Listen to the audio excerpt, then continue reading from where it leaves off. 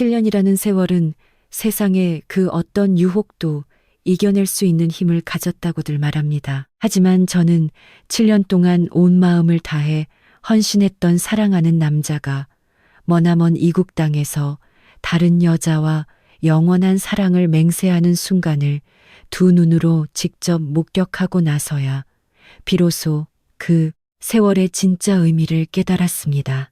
하염없이 기다리기만 하는 사랑은 결코 보답받지 못하며 오히려 사람을 가장 쉽게 내버려질 수 있는 가벼운 존재로 전락시킨다는 사실을 말입니다. 제가 미련 없이 돌아섰고 제가 한때 사랑했던 남자의 가장 친한 친구와 결혼식을 올리는 바로 오늘, 지난 세월의 모든 거짓과 기만 그리고 권모술수가 수많은 하객들 앞에서 낱낱이 청산될 것입니다. 서울 성북동 한성그룹 본가 연회장 아는 샹들리에에 크리스탈 조각들이 잘게 부서지는 호박색 불빛으로 가득 차 있었습니다. 한도윤은 강윤아의 가녀린 허리를 굳건히 감싸 안은 채 여유롭고 침착한 태도로 한성과 친척들 사이를 누비고 있었습니다. 그의 어조는 평탄했고 마치 평범한 일상용품을 소개하는 듯한 무덤덤한 목소리로 말했습니다. 여기는 강윤아 씨입니다. 제 아내입니다. 지난달에 저희는 프랑스 파리에서 혼인신고를 마쳤습니다. 주변에 모여있던 친척들은 서로의 얼굴을 쳐다보았고 그들의 눈빛에는 숨길 수 없는 당혹감과 경악이 서려 있었습니다. 그 누구도 감히 나서서 축하의 말을 건넬 엄두를 내지 못했습니다. 한성가의 모든 사람들이 잘 알고 있었기 때문입니다. 한도윤과 7년이라는 긴 세월을 함께하며 곁을 지켰던 약혼녀는 바로 저 차지우였으니까요. 그런 그가 갑자기 이국에서 새로운 아내를 데리고 나타났으니 한성가의 실질적인 안주인인 정혜련 명예회장이 아무런 입장도 밝히지 않은 상황에서 어느 누구도 경솔하게 이 혼란스러운 상황에 끼어들고 싶어 하지 않았습니다. 강윤아는 조금의 어색함도 내색하지 않은 채 부드러운 미소를 지으며 사람들에게 가볍게 목례를 건넸습니다. 그녀의 목선에서 우아하게 빛나는 굵은 진주 목걸이가 그녀의 움직임에 맞춰 조용히 흔들리며 화려하게 시선을 사로잡았습니다. 그녀는 한도윤의 어깨에 살포시 기대며 녹아내리는 버터처럼 달콤하고 나긋나긋한 목소리로 속삭였습니다. 도윤 씨, 어머님께서는 어디 계신 걸까요? 혹시 제가 마음에 들지 않으셔서 안 오시는 걸까요? 한도윤은 고개를 숙여 그녀의 이마에 다정하게 입을 맞추며 위로하듯 말했습니다. 어머니는 자존심이 강하신 분이라 그래. 시간이 조금 지나면 당신이 내 아내라는 사실을 자연스럽게 받아들이실 거야. 하지만 어머님께서 아까부터 단 한 번도 저를 쳐다보지도 않으셨는걸요. 강윤아는 눈을 내리깔며 일부러 가련하고 슬픈 표정을 지어 보였습니다. 그의 위로의 말이 미처 끝나기도 전에 얼음장처럼 차갑고 뼈를 깎는 듯한 중년 여성의 음성이 홀 입구에서 날카롭게 울려 퍼졌습니다. 누가 너를 똑바로 보지 않았다고 하는 것이냐. 제가 시선을 들어 올리자 한도윤의 어머니이신 정혜련 명예회장이 어느새 입구에 꼿꼿한 자세로 서 있었습니다. 깊고 짙은 녹색 명주에 금박 자수가 수놓아진 맞춤, 한복은 그녀의 위험 있는 자태를 더욱 돋보이게 했고 올백으로 단정하게 빗어 넘긴 머리칼은 한치의 흐트러짐도 없었습니다. 그녀의 얼굴에 떠오른 서슬, 퍼런 미소에 연회장 전체의 공기가 순식간에 차갑게 얼어붙었습니다. 한도윤의 몸이 흠칫 굳어졌고 그는 서둘러 고개를 돌렸습니다. 어머니, 인사드리겠습니다. 이 사람은 쓸데없는 소리는 집어치우거라. 정 명예회장은 손을 들어 아들의 말을 단호하게 잘라냈습니다. 대리석 바닥을 굽 높은 구두로 딛고 한 걸음씩 다가오는 그 서늘하고 맑은 발소리에 호란의 모든 대화 소리가 일순간에 죽은 듯이 사라졌습니다. 사람들의 시선이 일제히 그녀를 향했습니다. 그녀는 강윤아의 앞에 걸음을 멈추고 머리부터 발끝까지 여유롭고 깐깐한 눈빛으로 훑어보았습니다. 강윤아는 즉시 순종적인 미소를 지으며 공손하게 허리를 굽혔습니다. 어머님, 안녕하세요. 어머님이라고 부르지 말아라. 나와 너는 아무런 연관도 없는 남남이니까. 정명애 회장의 어조는 차분했지만 그 말 속에는 뼛속까지 파고드는 가시가 돋아 있었습니다. 강윤아의 얼굴에서 미소가 얼어붙었고 어찌할 바를 몰라 손가락을 잘게 떨며 꽉 쥐었습니다. 한도윤은 표정이 어둡게 굳어지며 강윤아를 감싸기 위해 한 걸음 앞으로 나섰습니다. 어머니, 지금 이 태도는 너무하신 거 아닙니까? 윤아는 법적으로 인정받은 제 아내입니다. 법적으로 인정받은 아내라고. 정명애 회장은 고개를 돌려 자신의 아들을 싸늘하게 쳐다보았습니다. 그녀의 입가에 냉소적인 미소가 걸렸습니다. 도윤이, 너 언제부터 감히 법을 들먹이며 내 앞에서 훈계를 하려 들었더냐. 그녀는 손을 들어 손목에 찬 영롱한 비취 팔찌를 가볍게 만지며 시선으로 한도윤을 강하게 압박했습니다. 내가 오늘 이곳에 온 것은 너에게 단 한 가지만 묻기 위해서다. 오늘 이 결혼식의 신부가 누구인지 알고는 있는 것이냐. 한도윤은 미간을 찌푸렸고 그의 말투에는 짜증이 묻어났습니다. 서태하, 그 자식의 결혼식 아닙니까? 그 녀석이 2년 동안 만났다던 여자친구랑 결혼하는 거겠죠. 이름은 신경 써본 적도 없습니다. 친한 친구의 결혼식에 신부가 누구인지까지 제가 굳이 신경 써야 합니까? 정명애 회장은 낮게 소리내어 웃었습니다. 그 웃음소리는 현장에 있던 모든 사람들의 등골을 오싹하게 만들었습니다. 그래, 그렇다면 거기 그대로 서 있거라.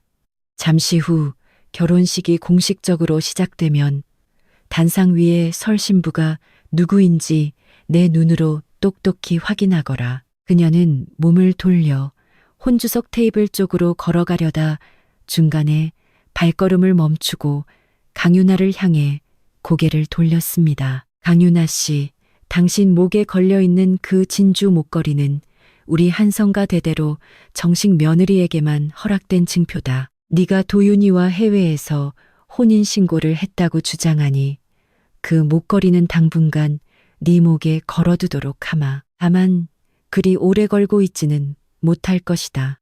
강윤아의 얼굴이 순식간에 새하얗게 질렸고 다리에 힘이 풀려 주저앉을 듯 비틀거렸습니다. 한도윤은 정명애 회장의 팔을 잡으며 조급하게 따져 물었습니다. 어머니, 지금 하신 말씀이 대체 무슨 뜻입니까? 정명애 회장은 힘차게 그의 손을 뿌리치고는 뒤도 돌아보지 않고 상석을 향해 걸어갔습니다. 단 한 번의 머뭇거림도 없었습니다. 저는 2층 계단 참에 서서 아래층 연회장에서 벌어지는 이 모든 광경을 조용히 지켜보고 있었습니다. 곁에 서 있던 권 집사가 은사자수가 고급스럽게 놓인 면사포를 두 손으로 받쳐들고 정중하게 다가왔습니다. 그리고 부드럽고 따뜻한 음성으로 제게 알렸습니다. 차지우 아가씨, 이제 시간이 되었습니다. 서태하 본부장님의 차량이 이미 10분 전부터 정문 밖에서 대기하고 있었습니다. 곧 본관 정문으로 입장하실 예정입니다.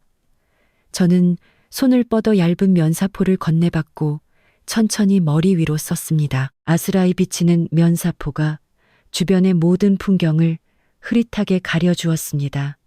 오히려 잘된 일이었습니다. 제가 7년이라는 세월 동안 온 마음을 다해 사랑했던 저 남자의 비열한 모습을 더 이상 또렷하게 마주할 필요가 없었으니까요. 저는 무거운 웨딩드레스 자락을 들어 올리고 원목 계단을 한 계단씩 내려갔습니다. 하이힐이 나무 계단을 부딪는 소리가 묵직하고 길게 혼란에 울렸습니다. 아래층 연회장에서는 사회자의 마이크 소리가 울려 퍼졌습니다. 거대한 옥목 문 너머로 또렷하게 들려왔습니다. 존경하는 내빈 여러분, 잠시 후 신랑 서태하 군과 신부님의 결혼식이 공식적으로 시작됩니다. 하객 여러분께서는 모두 자리에 착석해 주시기 바랍니다.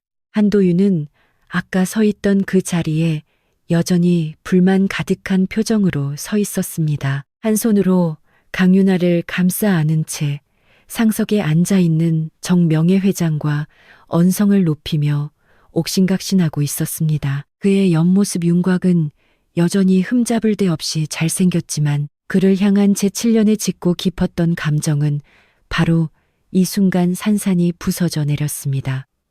이제는 그가 가슴 찢어지는 고통을 맛볼 차례였습니다. 저는 홀로 통하는 무거운 옥목문을 열고 연회장 중앙으로 길게 깔린 버건디색 레드카펫 통로로 걸음을 옮겼습니다. 장미꽃잎이 담긴 바구니를 든 화동 2명이 저를 보고는 자기도 모르게 감탄사를 터뜨렸습니다. 통로 끝에 있는 거대한 본식장 문은 굳게 닫혀 있었습니다. 그 문 너머에는 제가 지난 3개월간 뼈를 깎는 심정으로 준비한 모든 슬픔과 배신을 청산하기 위한 웅장한 복수의 무대가 기다리고 있습니다. 권 집사가 앞으로 다가와 제 웨딩드레스에 꼬리 자락을 정성껏 정리해주며 낮은 목소리로 따뜻하게 위로를 건넸습니다. 서태하 본부장님께서 아가씨께 전해달라고 하신 말씀이 있습니다. 긴장하지 마시라고,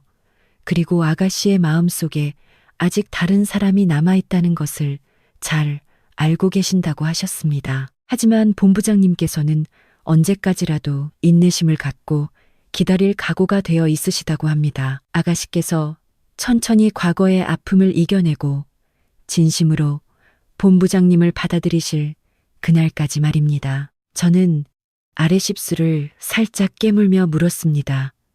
권 집사님, 그 사람이 또 다른 말은 안 했나요?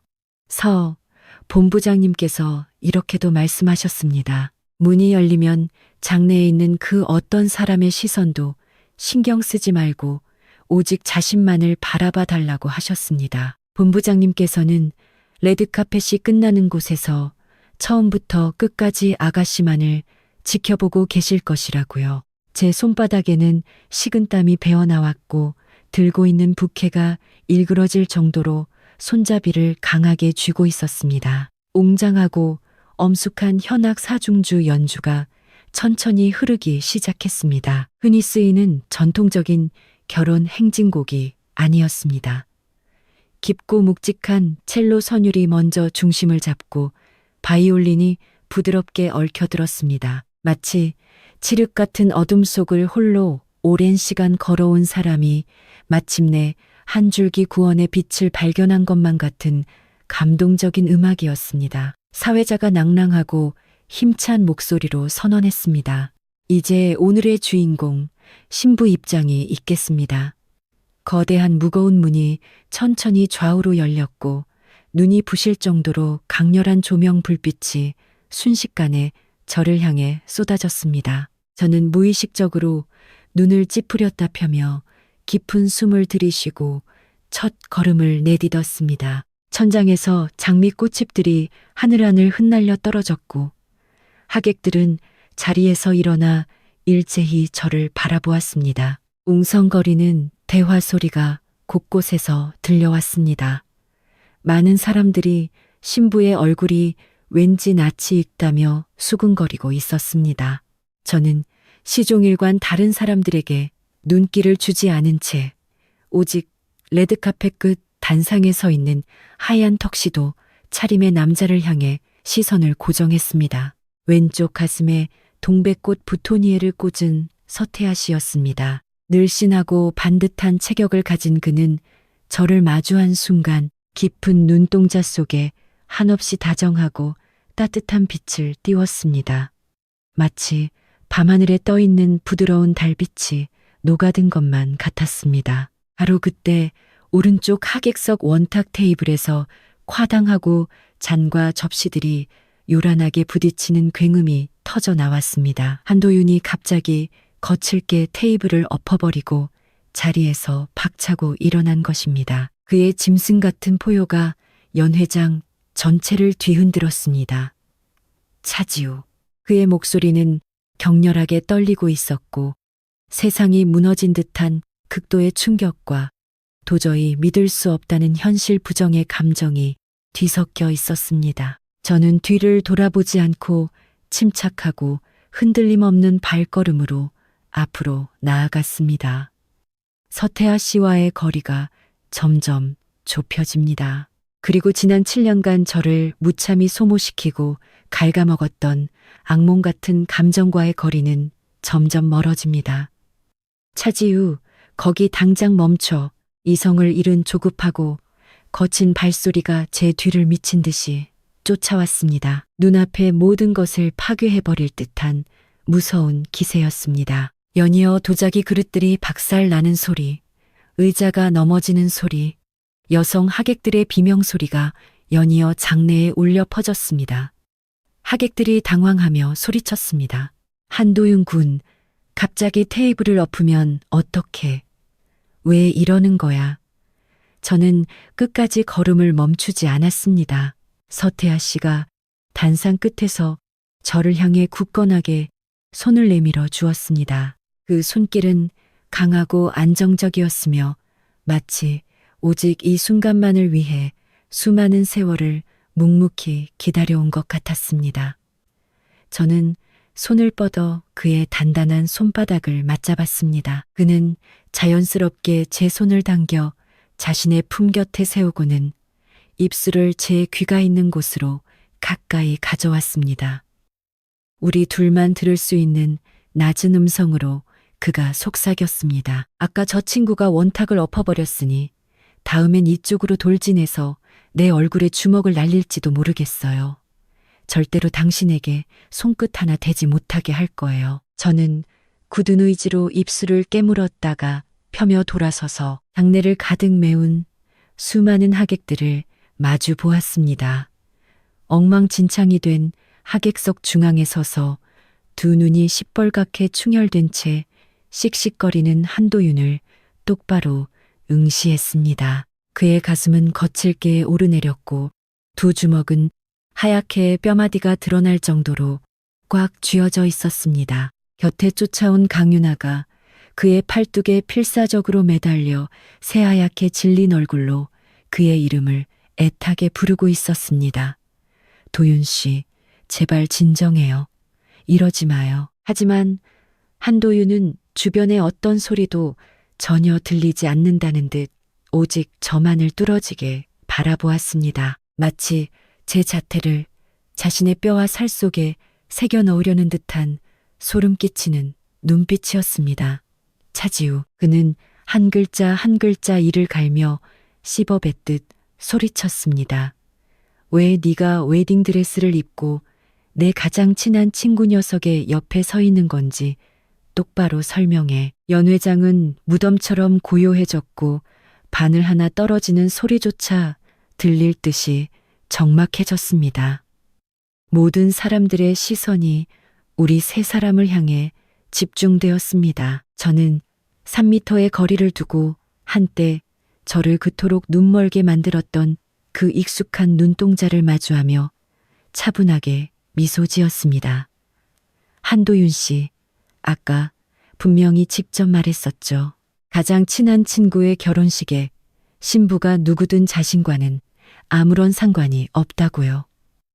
저는 고개를 살짝 기울여 서태하 씨의 넓은 어깨에 다정하게 기대었습니다. 지금 똑똑히 들려줄게요. 당신의 가장 친한 친구가 오늘 평생을 함께하기로 선택한 아내는 바로 저 차지우예요. 장내의 침묵은 무려 3초 동안이나 이어졌습니다. 넓은 홀 안에는 한도윤의 거친 숨소리와 강윤아의 억눌린 흐느낌, 그리고 상황을 파악한 하객들이 경악하며 숨을 삼키는 소리만이 맴돌았습니다. 다음 순간 한도윤은 이성을 잃고 강윤아의 손을 거칠게 떨쳐내며 저를 향해 대형 걸음으로 돌진해 왔습니다. 서태하 씨가 한 걸음 앞으로 나서며 제 몸을 자신의 넓은 등 뒤로 완벽하게 가려 보호했습니다. 그의 몸은 거친 돌진 앞에서도 단 1mm도 흔들리지 않았습니다. 비켜, 서태하. 한도윤의 눈에는 핏발이 섰고 목소리는 바닥을 긁는 듯 짐승 같았습니다. 하지만 서태하 씨의 어조는 평온했고 오히려 미세한 조소마저 띄고 있었습니다. 도윤아, 오늘은 내 결혼식이다. 신성한 결혼식장에서 행패를 부리는 건 한성가 후계자로서 너무 무례한 짓 아닌가. 결혼식이라고 한도윤은 서태하 씨의 하얀 턱시도 멱살을 거칠게 틀어주었습니다. 누구랑 결혼한다고? 신부가 대체 누구야? 똑바로 말해. 서태하 씨는 자신의 멱살을 쥐고 있는 한도윤의 손을 담담히 내려다보더니 천천히 한 손을 들어 그의 굳게 쥐어진 손가락을 하나하나 힘으로 펴서 떼어내기 시작했습니다. 그 동작은 여유롭고 품격이 넘쳤으며 조금의 흔들림도 없었습니다. 내가 오늘 맞이하는 신부는 차지우시다. 네가 감히 무슨 자격으로 이 일을 제기하지? 한도윤의 얼굴이 흉측하게 일그러졌고 그는 갑자기 제 쪽을 향해 고개를 꺾어 쳐다보았습니다. 그의 눈은 피가 뚝뚝 떨어질 것처럼 붉어져 있었습니다. 지우야, 나한테 제대로 설명해. 이게 대체 무슨 상황이야? 넌 날 기다리겠다고 분명히 약속했잖아. 그런데 왜 다른 남자랑, 그것도 내 친구랑 결혼을 해?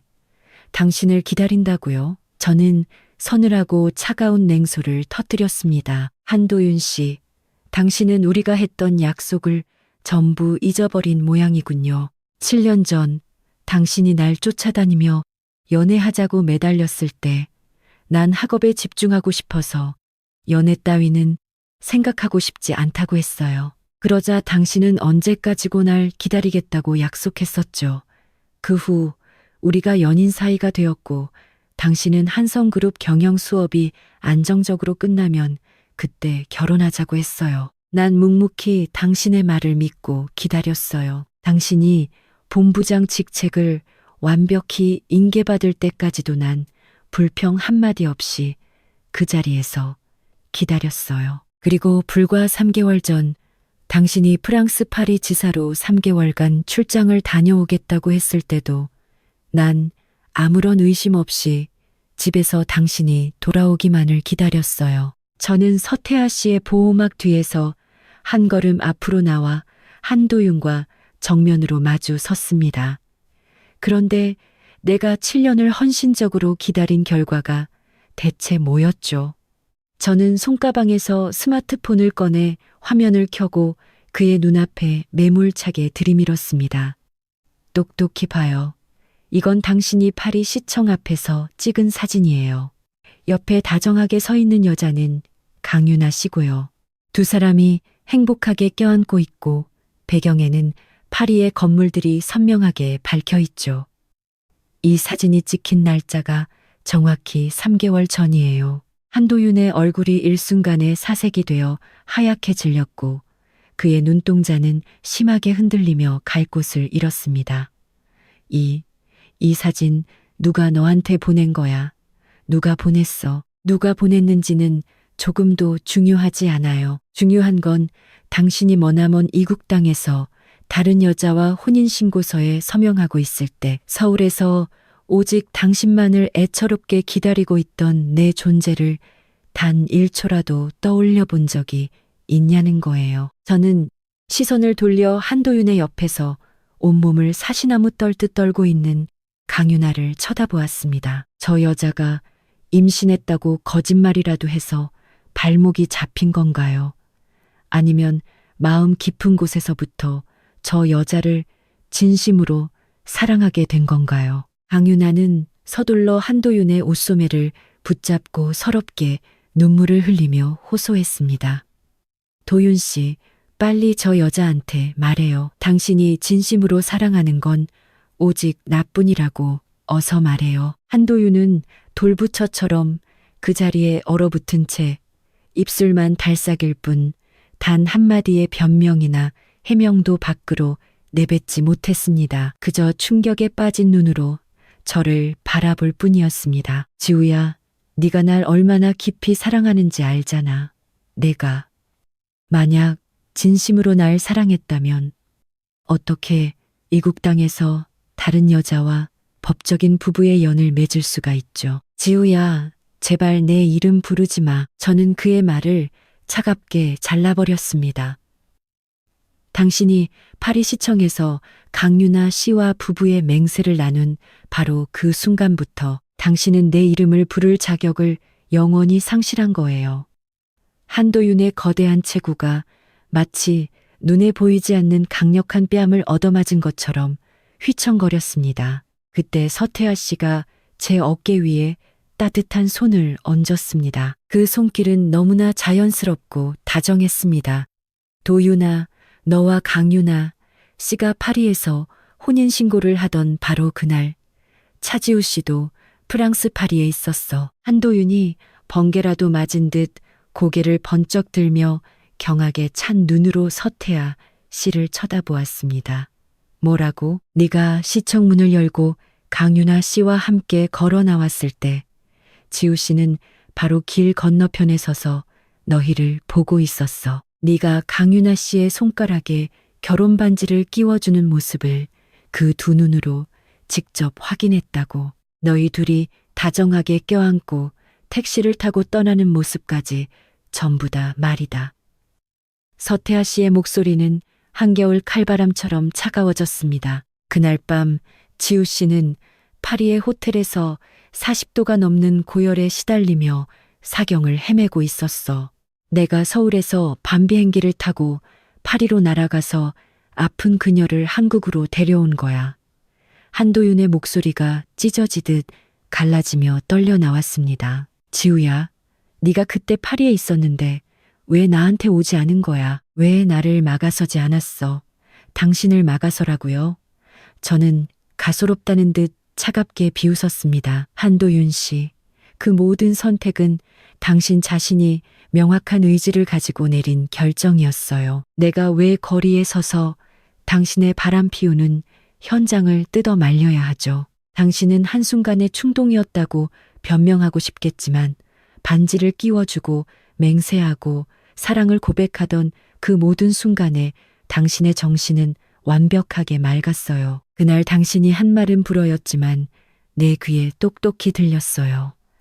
당신은 강유나 씨를 바라보며 앞으로의 남은 인생 동안 모든 사랑을 그녀에게 바치겠다고 맹세했잖아요. 연회장 내에서는 수많은 하객들이 눈시울을 붉히며 조용히 눈물을 훔치고 있었습니다. 7년간 헌신한 조강지처 같은 약혼녀가 겪은 비극적인 운명에 가슴이 아파서인지 아니면 눈앞에서 벌어지는 막장 드라마 같은 현실에 경악해서인지는 알 수 없었습니다. 정혜련 명예회장이 혼주석 테이블에서 천천히 걸어왔습니다. 그녀의 발걸음은 묵직했고 구두굽 소리가 사람들의 심장 위를 짓밟는 것처럼 엄숙했습니다. 그녀는 한도윤의 앞에 멈춰 섰고 어떤 긴 설명이나 꾸짖음도 없이 짝하는 소리가 장내를 가르도록 손을 올려 아들의 뺨을 힘껏 내리쳤습니다. 한도윤의 뺨 위에 5 손가락 자국이 붉고 선명하게 떠올랐습니다. 연 회장의 하객들은 탄성을 내질렀고 정적은 완전히 깨져버렸습니다. 어머니, 한도윤은 고개를 옆으로 돌아간 채 도저히 믿을 수 없다는 비참한 얼굴로 자신의 어머니를 쳐다보았습니다. 나를 어머니라고 부르지 말아라.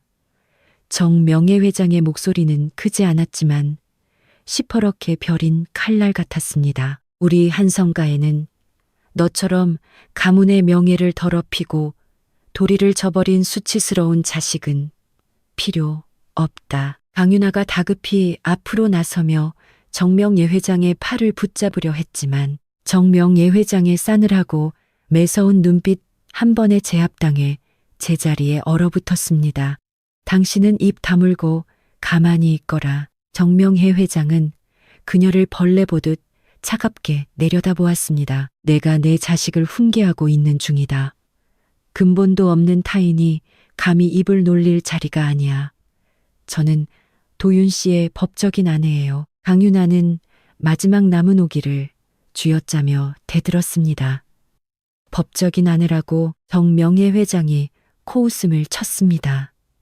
너희들이 프랑스에서 제멋대로 혼인신고를 한 것은 우리 대한민국에서는 그 어떠한 법적 효력도 갖지 못한다. 네가 살아서 우리 한성가의 대문을 넘고 한성그룹 가계도에 이름을 올릴 일은 죽었다.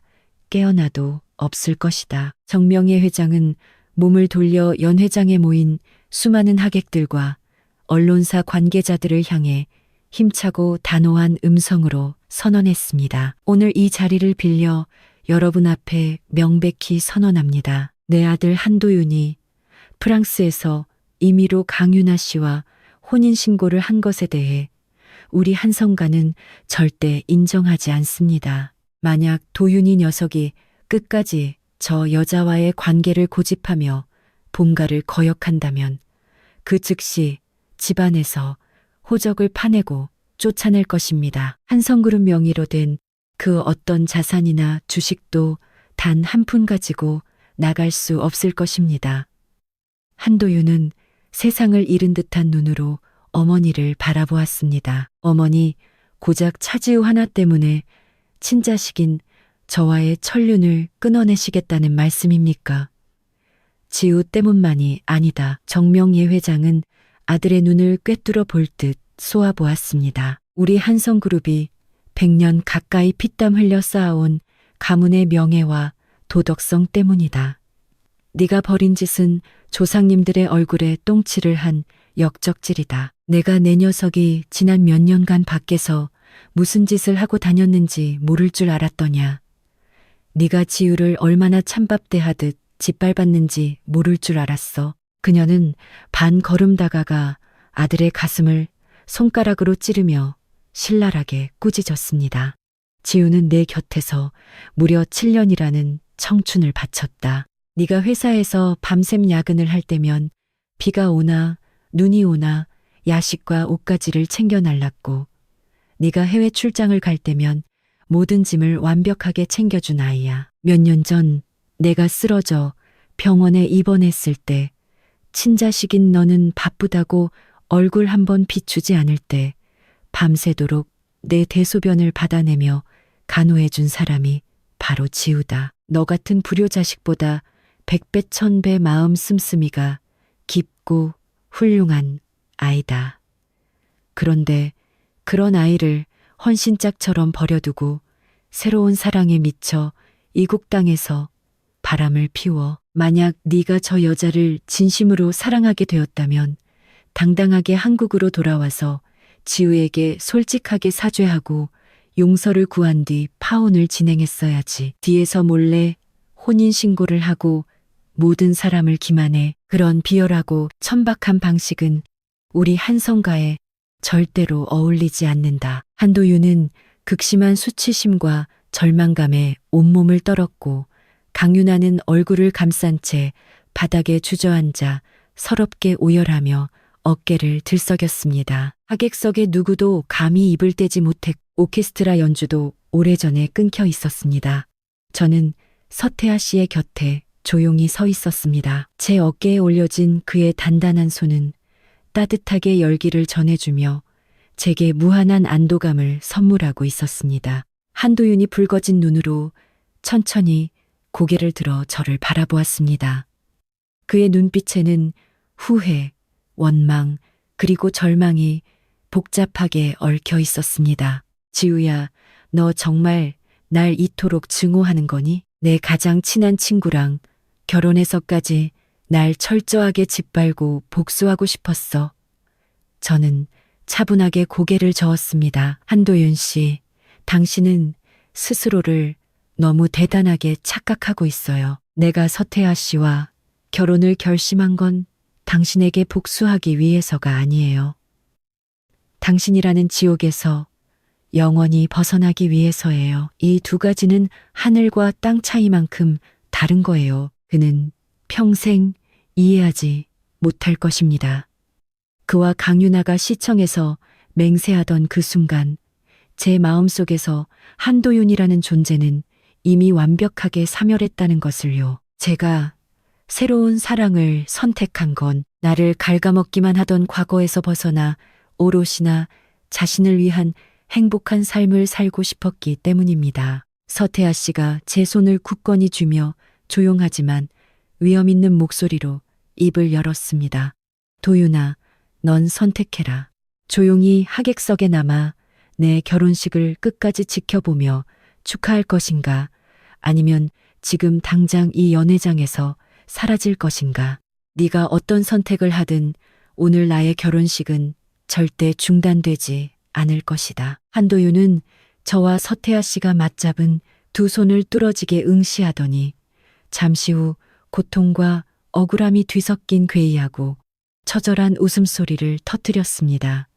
그래, 그랬구나. 그는 서태아 씨를 째려보았습니다. 너 정말 내 최고의 친구답다. 몇 년 동안이나 내가 실수하기만을 숨죽여 기다리고 있었던 거지? 서태아 씨는 조금의 숨김이나 부끄러움도 없이 당당하게 대답했습니다. 그래, 무려 8년을 묵묵히 기다렸다. 8년. 한도윤은 그 숫자를 넋이 나간 사람처럼 중얼거리며 몸을 비틀거렸습니다. 그럼 애초에 네가 먼저 나한테 다가와서 절친한 친구 행세를 했던 것도 전부 다 차지우 때문이었던 거야. 맞아.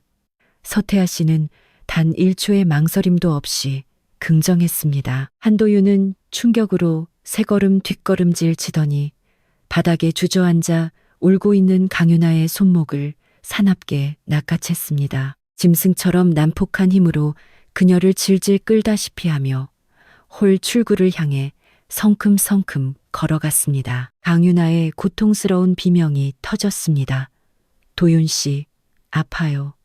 제발 천천히 가요. 하지만 그는 조금도 속도를 늦추지 않고 그녀를 질질 끌며 넓은 연회장을 가로질러 나갔고 무거운 옥목문을 거칠게 밀어 젖히며 문 너머로 사라졌습니다. 강윤아의 명품 하이힐 한 짝이 벗겨져 홀 입구 계단 위에 덩그러니 남겨졌지만 그 누구도 눈길을 주지 않았습니다. 홀 안에 다시 완전한 정적이 찾아오자 정명애 회장은 손을 들어 가볍게 박수를 2번 쳤습니다. 마치 조금 전에 격렬한 소동 따위는 애초에 일어나지 않았다는 듯 차분하고 우아한 어조로 말했습니다.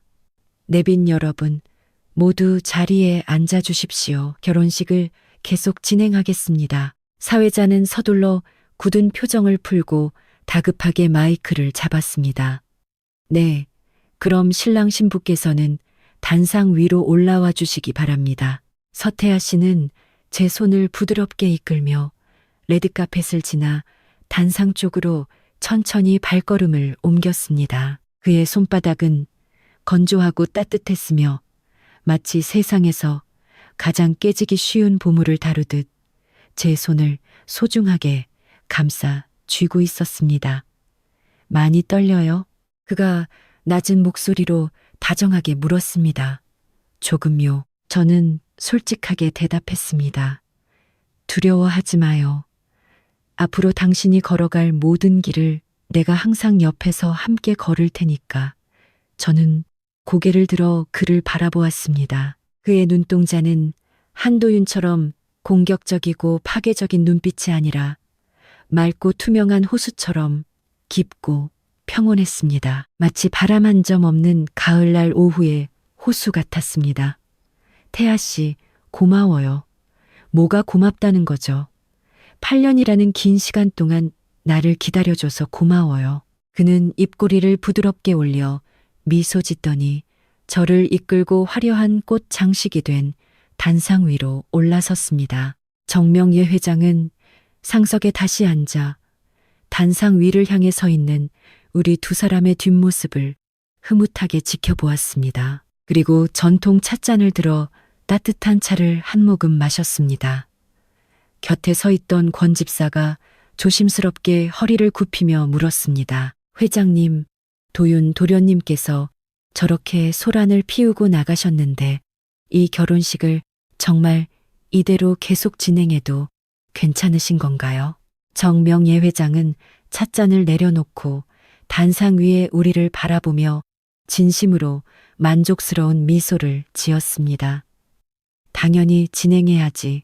오늘은 우리 태아가 지우를 아내로 맞이하는 경사스러운 날이 아닌가. 이 두 사람이야말로 우리 한성가가 공식적으로 인정하는 진짜 후계자 부부다. 도윤이 그 어리석은 녀석도 언젠가는 뼈저리게 깨닫게 될 날이 오겠지. 오늘 자신이 제 손으로 내다 버린 것이 남은 생을 다 바쳐도 결코 다시는 되찾을 수 없는 천금 같은 보물이었다는 사실을 말이야. 단상의 샹들리에 조명은 눈이 부실 정도로 환하고 아름다웠습니다. 얇은 면사포가 주변의 광경을 부드럽게 덧칠해 주었지만 연 회장 입구 문을 다시 거칠게 열어 젖히고 돌아온 한도윤의 초라한 모습만큼은 또렷하게 시야에 들어왔습니다. 그는 밖에서 강윤아를 차에 밀어 넣었는지 혼자 돌아와 하객석 사이를 거칠게 헤치고 레드카펫 중앙에 우뚝 서서 소리쳤습니다.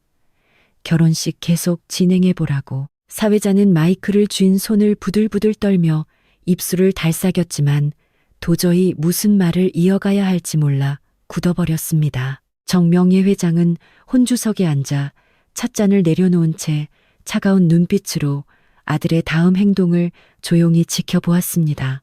한도윤은 한 걸음 더 앞으로 다가왔습니다. 뺨에 난 붉은 뺨 자국이 더욱 선명하게 돋보였습니다. 그는 단상을 째려보며 도끼 서린 목소리로 으르렁거렸습니다. 내 눈앞에서 내 친구 녀석이 내가 사랑했던 여자를 어떻게 아내로 맞이하는지 내 두 눈으로 똑똑히 지켜볼 테니까. 서태하 씨는 제 손을 가만히 놓고 홀로 돌아서서 단상 아래의 한도윤과 정면으로 마주 섰습니다. 넌 틀렸어. 도윤아, 지우 씨는 단 한 번도 너의 소유물이었던 적이 없다. 그저 네가 어리석게 스스로 걷어차고 잃어버린 소중한 사람일 뿐이지. 한도윤의 두 주먹에서 뼈마디가 부서질 듯한 소리가 났습니다. 서태하, 맹세할 수 있어. 애초에 나한테 의도적으로 접근했을 때부터 불순한 속셈이 있었다는 거. 나와 처음 알게 된 그 순간부터 이미 지우를 노리고 내 곁을 맴돌았다고 맹세할 수 있냐고. 굳이 맹세까지 할 필요는 없어. 네가 방금 한 말이 글자 하나 틀리지 않는 완벽한 사실이니까. 서태하 씨는 평온한 표정으로 옅게 웃었습니다. 연회장에 모인 수많은 하객들 사이에서 엄청난 탄성이 터져 나왔습니다. 한성과 친척들과 두 사람의 지인들 모두 경악스러운 눈빛으로 단상 위에 서태하 씨를 뚫어지게 바라보았습니다. 내가 16살 때 고등학교 대강당에서 열린 전국 시상식 자리가 있었어. 거기서 지우 씨를 처음 보았지. 서태하 씨의 목소리는 차분하고 명료하게 넓은 홀 구석구석까지 울려 퍼졌습니다. 그녀는 단정한 교복에 포니테일 머리를 질끈 묶은 상큼하고 청아한 모습이었어. 긴장한 표정으로 대상 상장을 받아들 때 짓던 그 수줍은 미소. 단 그 1초의 순간에 내 모든 마음과 영혼을 완벽하게 빼앗겨 버렸어. 그는 뒤를 돌아 제 쪽을 보았고 그의 눈에는 한없는 다정함이 흘러넘치고 있었습니다. 그날 이후로 난 그녀의 이름을 수소문했고 그녀가 따뜻한 핫초코를 좋아한다는 것과 매일 방과 후 학교 후문 골목을 지나 귀가한다는 사실을 알게 되었지. 3개월을 고민하며 다짐했어. 내 남은 생을 다 바쳐서라도 반드시 저 여자를 내 아내로 맞이하겠다고. 하지만 경솔하게 다가가 고백할 용기는 없었어.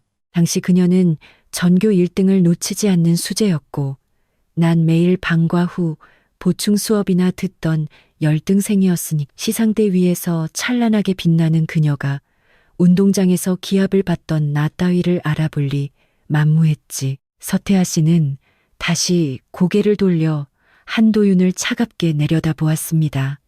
그래서 난 그녀와 관련된 모든 인맥과 주변 사람들을 조사했어.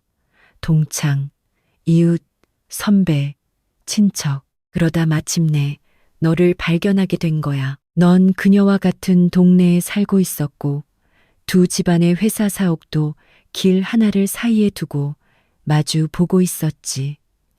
그녀에게 가장 가까운 존재였어. 난 철저하게 의도적으로 너에게 접근했어. 같이 농구도 하고, 게임도 하고, 술도 마시며 어울렸지.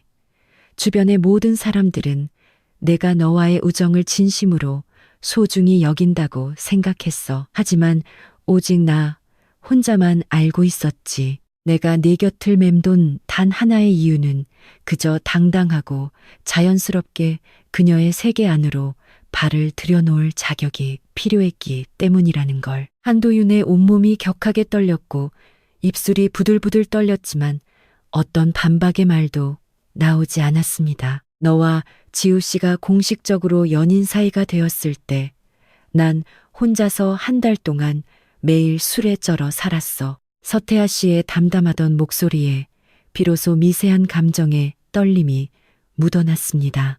하지만 마음 깊은 곳에서는 그저 그녀가 진심으로 행복하길 바랐어. 그녀가 행복할 수만 있다면 그 곁에 서 있는 사람이 굳이 내가 아니어도 상관없다고 생각했어.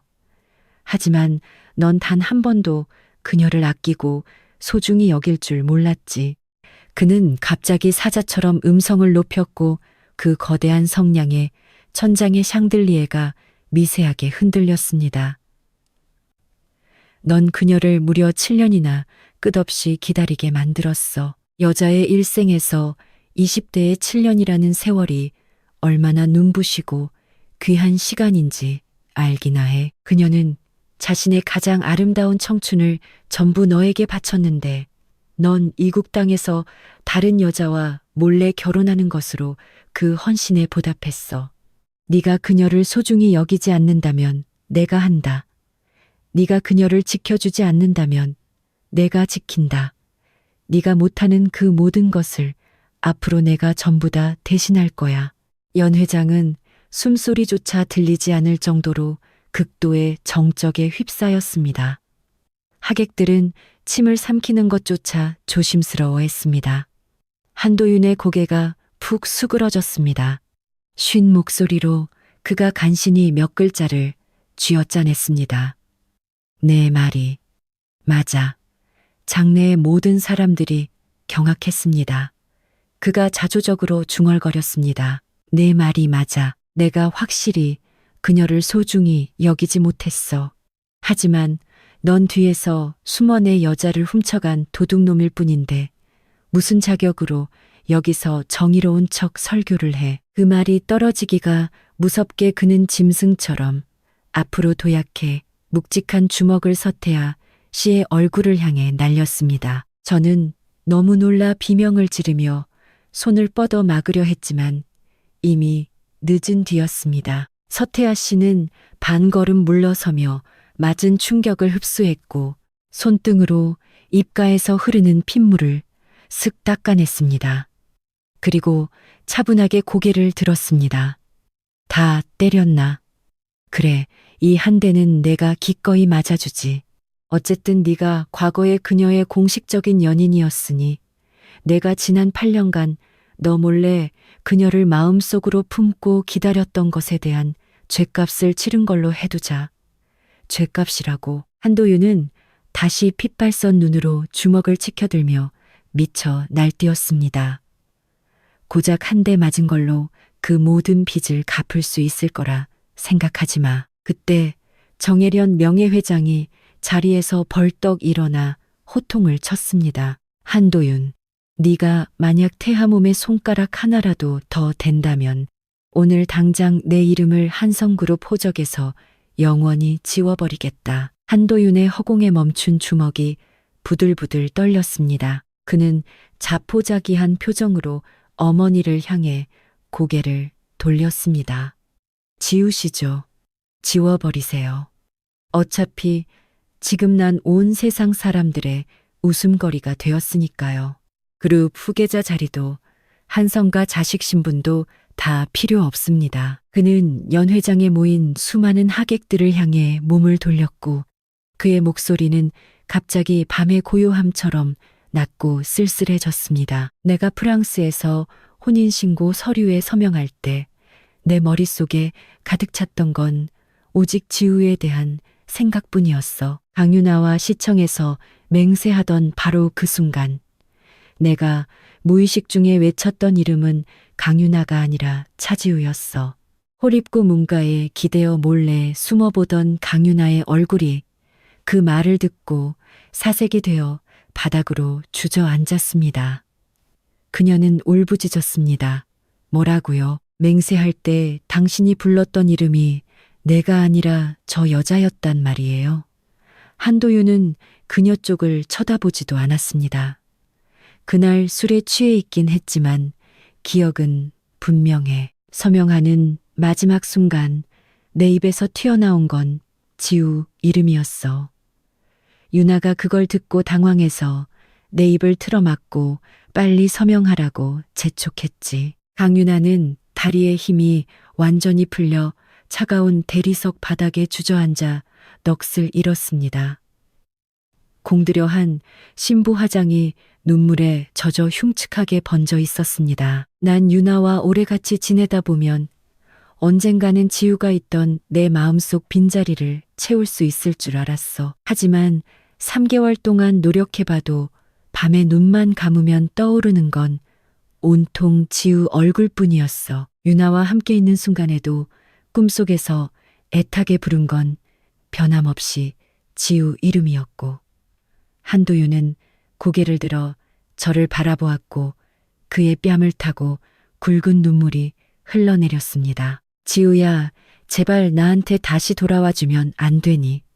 지금 당장 강윤아와 혼인을 무효로 하고 파혼하겠어. 한성그룹 상속권도 전부 다 포기할게. 난 아무것도 필요 없어. 오직 네가 내 곁으로 돌아와 주기만 한다면.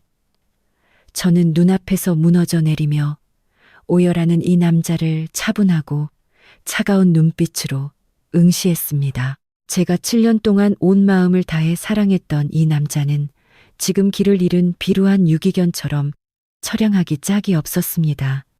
저는 천천히 손을 들어 머리 위에 면사포를 걷어냈습니다. 환한 샹들리에 불빛이 또렷하게 시야에 들어와 눈이 조금 시렸습니다. 저는 한 글자 한 글자 명확하게 장내에 있는 모든 사람들의 귀에 똑똑히 밝히도록 분명하게 말했습니다. 이제는 안 돼요. 7년 전, 5년 전, 3년 전, 아니 불과 3개월 전에라도 당신이 단 한 번이라도 뒤를 돌아보고 내 손을 잡아주었다면 난 언제나처럼 바보같이 그 자리에서 당신을 기다려 주었을 거예요. 하지만 당신은 단 한 번도 그러지 않았어요. 이제 와서 뒤늦게 후회하며 눈물로 빌고 매달려도 이미 너무 늦었어요. 지난 3개월 동안 난 분명하게 깨달았어요. 당신은 내가 살아가는데 필요한 산소 같은 존재가 아니었어요. 당신이 없어도 난 얼마든지 훌륭하게 잘 살아갈 수 있어요. 아니, 오히려 당신이 없을 때 내 인생은 훨씬 더 눈부시고 찬란하게 빛난다는 걸 알게 되었어요. 저는 몸을 돌려 곁에 서 있는 입가에 상처를 입은 서태아 씨를 바라보았습니다. 그는 아픔을 참으면서도 저를 향해 한없이 부드러운 미소를 짓고 있었습니다.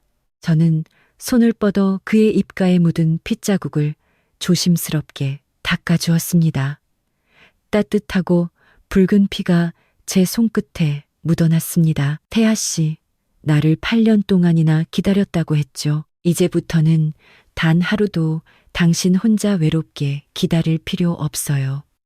내가 평생 동안 당신 곁에서 함께 걷고 지켜줄 테니까요. 서태아 씨의 깊은 눈동자 속에 환한 빛이 타올랐습니다. 그는 고개를 숙여 제 이마에 자신의 이마를 살포시 맞대고 감동에 젖은 음성으로 속삭였습니다.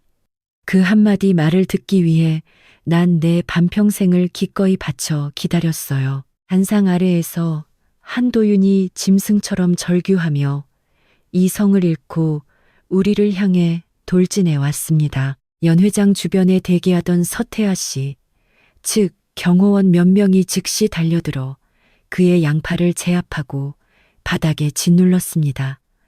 차지우, 나한테 이럴 순 없어. 넌 원래 내 여자였잖아. 정명회 회장이 차가운 목소리로 명령했습니다. 그 녀석 놔주어라. 경호원들이 잠시 멈칫하다가 손을 놓아주었습니다. 한도윤은 힘을 잃고 무릎을 꿇으며 바닥에 엎어졌습니다. 최고급 맞춤 슈트는 구겨지고 머리는 산발이 되었으며 두 눈은 울어서 퉁퉁 부어 있었습니다. 그는 고개를 들어 저와 서태하 씨, 그리고 장내의 수많은 하객들을 번갈아 쳐다보더니 정신이 나간 사람처럼 기괴한 폭소를 터뜨렸습니다. 마치 한겨울 칼바람이 앙상한 나뭇가지를 훑고 지나가는 듯한 소름 끼치는 웃음이었습니다. 그는 바닥을 짚고 비틀거리며 일어나 바지의 먼지를 털어내고는 저를 향해 도끼 어린 시선을 고정했습니다. 차지우, 오늘 네가 한 선택 똑똑히 기억해도 앞으로 나 한도윤과 너희들의 악연은 절대 여기서 끝나지 않을 테니까. 그는 몸을 돌려 연 회장 출구를 향해 걸어갔습니다. 문가에 주저앉아 있던 강윤아의 곁을 지나칠 때 그는 싸늘하게 단 두 글자만 뱉었습니다. 일어나. 강윤아는 다급히 일어나 기겁하며 비틀거리는 걸음으로 그의 뒤를 쫓아갔습니다. 두 사람은 홀밖의 환한 빛 속으로 나란히 사라졌습니다. 사회자는 잠시 얼어붙어 있다가 간신히 이성을 되찾고 마이크를 들었습니다. 네, 결혼식을 계속해서 진행하겠습니다. 정명예 회장은 혼주석에 앉아 찻잔을 들어 한 모금 마셨습니다. 그녀의 목소리는 한없이 평온했습니다. 아까도 말했듯이 오늘은 우리 태아가 지우를 아내로 맞이하는 성스러운 날입니다. 그 누구도 이 축복을 방해할 수 없습니다. 그녀는 단상 위에 우리를 올려다보았고 그녀의 눈가에는 따뜻하고 자애로운 미소가 가득 퍼졌습니다. 사회자가 엄숙하게 식을 진행했습니다. 힘찬 목소리가 울렸습니다. 신랑 신부, 맞절. 서태하 씨는 제 손을 굳건히 잡았습니다. 그의 손바닥은 안정적이었고 힘이 넘쳤으며 지난 8년의 세월이 무색하게 단 한 번도 흔들리지 않은 확신으로 가득 차 있었습니다. 우리는 서로를 마주보고 정중하게 허리를 굽혀 맞절을 올렸습니다. 창밖에서 스포츠카의 엔진 배기음이 거칠게 울리더니 연이어 타이어가 아스팔트 바닥을 날카롭게 긁는 마찰음이 울려 퍼졌습니다. 한도윤의 마이바흐가 통제력을 잃은 야수처럼 한성본가 저택의 정문을 박차고 쏜살같이 빠져나갔습니다. 저는 단 한 번도 뒤를 돌아보지 않았고 맞절을 올리는 바로 그 순간 제 마음속의 잔물결은 완벽하게 고요해졌습니다. 이제부터 저 차지우는 서태하 씨의 온전한 아내입니다. 맞절이 끝나자마자 연 회장 안에서는 천장을 뚫을 듯한 우레와 같은 박수갈채가 쏟아져 나왔습니다. 가장 먼저 힘차게 박수를 친 사람은 정혜련 명예회장이었습니다. 그 뒤를 이어 권 집사가, 그리고 한성가의 어르신들과 하객들이 일제히 뜨거운 박수를 보냈습니다. 그 환호성은 마치 연 회장 지붕을 날려버릴 것 같았습니다. 서태하 씨는 제 손을 잡고 단상에서 천천히 걸어 내려왔습니다. 입가에 난 상처에서 아직도 미세하게 피가 배어 나오고 있었지만 그는 전혀 개의치 않고 멍자국을 단체로 여유롭고 품격 있게 하객들에게 인사를 건넸습니다. 사회자가 적절한 타이밍에 안내했습니다. 이제 신랑 신부께서 내빈 여러분께 감사의 건배를 올리겠습니다. 웨이터 2명이 샴페인 잔이 가지런히 놓인 은쟁반을 들고 앞으로 다가왔습니다. 서태하 씨는 잔 하나를 들어 제 손에 쥐어주고 자신도 잔을 들었습니다. 낮은 목소리로 그가 물었습니다. 누구에게 먼저 인사를 드릴까요? 어머님께 먼저요. 저는 상석에 앉아 계신 정명예 회장님을 바라보았습니다. 서태하 씨가 먼저 부드럽게 입을 열었습니다. 어머니, 이 첫 잔을 받으십시오. 정명예 회장은 찻잔을 내려놓고 자리에서 일어나 샴페인 잔을 받아 들었습니다. 바로 마시지 않고 시선을 서태하 씨에게 묵묵히 고정했습니다. 아까 단상 위에서 네가 털어놓은 과거의 이야기들 어디까지가 진실인 것이냐. 단 한 글자의 거짓도 없는 완벽한 진실입니다. 서태하 씨는 조금도 망설이지 않았습니다. 16살 때 처음 마음을 뺏겼다니 그 집념이 참으로 무섭고 깊구나. 당신은 그저 멀리서 바라보는 것밖에 할 수 없었습니다. 지우 씨가 학생 식당에서 밥을 먹을 때면 전 세 줄 뒤에 서서 줄을 섰고 그녀가 도서관에서 자습을 할 때면 옆 테이블에 앉아 공부하는 척을 했습니다. 그녀가 매일 지나다니는 골목길을 셀 수 없이 오갔지만 끝내 용기를 내어 말을 건네지 못했습니다. 서태하 씨는 저를 바라보았고 그의 눈빛은 애틋함으로 넘쳐났습니다. 그 후 지름길을 찾아냈습니다. 도윤이가 그녀와 이웃 사촌이라는 걸 알고 의도적으로 도윤이에게 다가갔습니다. 같이 농구를 하고 게임을 하며 모든 방법을 동원해 친해졌습니다. 도윤이가 입버릇처럼 이웃집 차지우 씨 이야기를 꺼낼 때마다 자연스럽게 그 대화에 참여하고 싶었기 때문입니다. 정명예 회장은 잠시 침묵하더니 조용히 물었습니다. 지우와 도윤이가 사귄다는 걸 알았을 때 왜 깨끗하게 단념하지 않은 것이냐.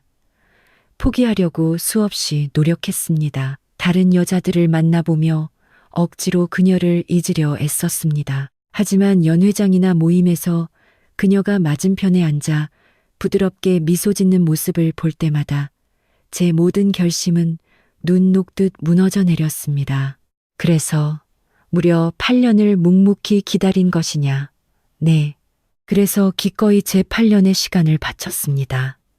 정명예 회장은 잔을 높이 들더니 시원하게 단숨에 비워내고 빈잔을 옆 사람에게 건넸습니다. 좋다. 오늘 이 시간부로 너를 내 진정한 사위이자 아들로 인정하마. 지우야, 이제 너도 저 아이의 진심이 얼마나 무겁고 참된지 똑똑히 알았겠지. 그녀는 제 쪽을 바라보았습니다. 지우야, 똑똑히 들어라. 8년이라는 찬란한 청춘을 다 바쳐 오직 너 하나만을 기다려온 사람이 여기 있다. 저는 눈을 내리깔고 차분하게 대답했습니다. 전부 잘 알고 있습니다. 어머님, 절대 이 사람의 진심을 배신하지 않을 거예요. 정명예 회장의 얼굴에 비로소 마음 깊은 곳에서 우러나오는 환한 웃음이 번졌습니다.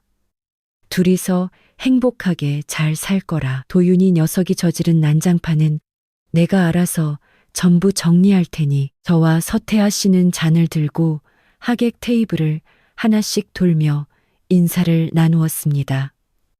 하객들의 표정은 각양각색이었습니다. 진심으로 축복의 박수를 보내는 사람도 있었고 어색하고 굳은 표정으로 억지 미소를 짓는 사람도 있었으며 한도윤 측과의 관계 때문에 눈을 마주치지 못하고 피하는 사람도 있었습니다. 세 번째 테이블에 다다랐을 때 한성가 친척 중 50대 초반쯤 되어 보이는 작은 어머니 한 분이 서태하 씨의 옷소매를 잡았습니다.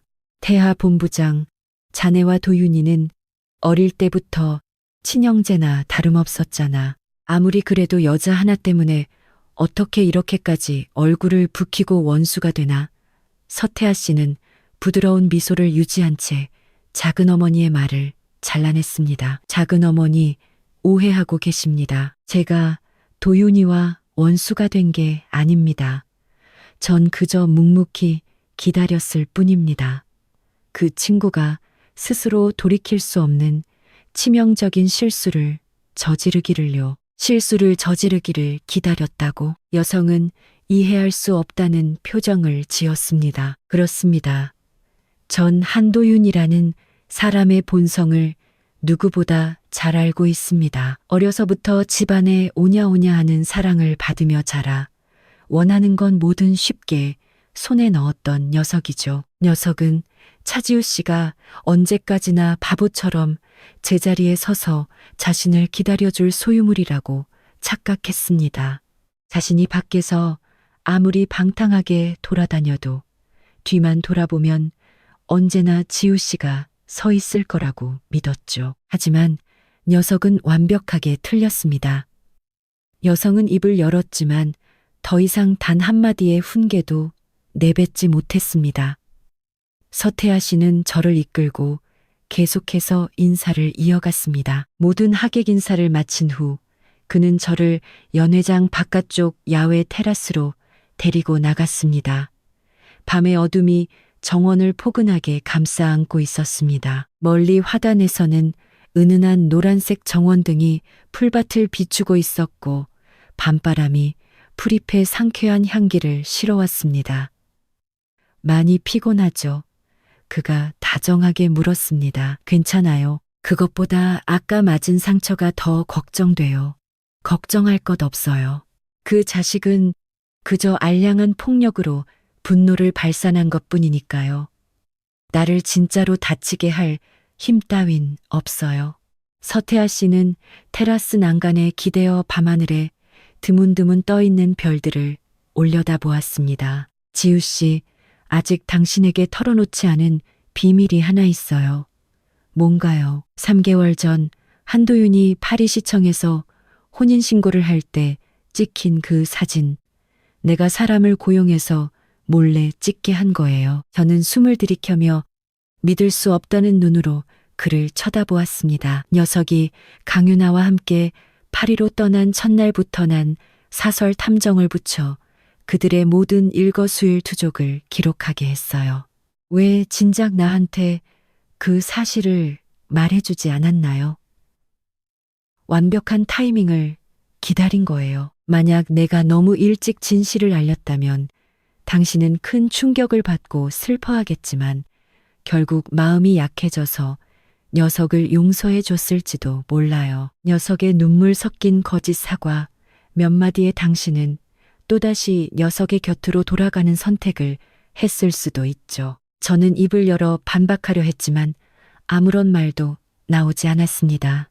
3개월 전에 저였다면 분명 알량한 자존심도 없이 한도윤의 사과를 받아들이고 실수를 덮어주었을 가능성이 높았습니다. 그래서 녀석이 완전히 건널 수 없는 강을 건너 정식으로 혼인신고를 마치고 한성가 사람들이 그 사실을 인지할 때까지 기다렸다가 당신 스마트폰으로 사진을 보낸 거예요. 서태하 씨의 어조는 차분했지만 그의 눈빛 속에는 알아채기 힘든 미세한 죄책감과 갈등이 숨어 있었습니다.